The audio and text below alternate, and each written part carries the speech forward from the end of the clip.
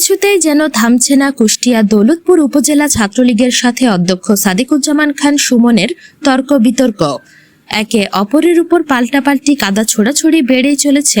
ছাত্রলীগের নেতাকর্মীদের চাওয়া সাদিকুজ্জামান খান সুমনকে অনতিবিলম্বে সাংগঠনিকভাবে বহিষ্কার ও কলেজ অধ্যক্ষ পদ থেকে অপসারণের পাশাপাশি দৌলতপুর ডিগ্রি কলেজ সংশ্লিষ্ট যে কোনো ধরনের কার্যক্রমের সম্পৃক্ততা বাতিলের দাবিতে দৌলতপুর উপজেলা ছাত্রলীগ এবং দৌলতপুর ডিগ্রি কলেজ ছাত্রলীগের মানববন্ধন কর্মসূচিতে আলী রাজের নেতৃত্বে আল্লাহর দরগা শহর যুবলীগের সক্রিয় অংশগ্রহণ ছবি তুলেছেন কুষ্টিয়ার প্রতিনিধি নীরব আহমেদ পলাশ। Kushtia FF TV, Kushtia Daulatpur.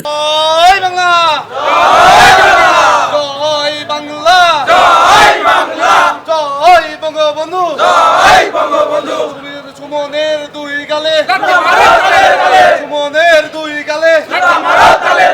বিচার চাই, বিচার চাই, বিচার চাই।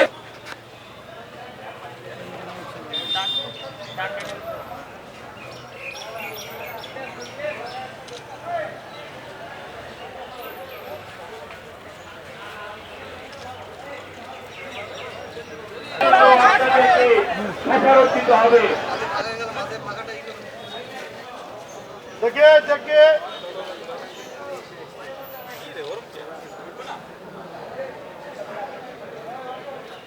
আর রোজা দাড়ি কষ্ট হলে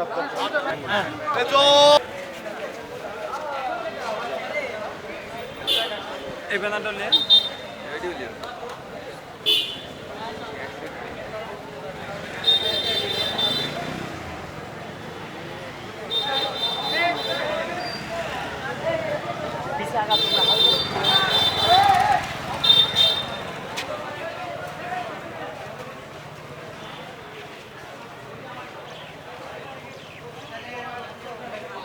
সাহেবের মতন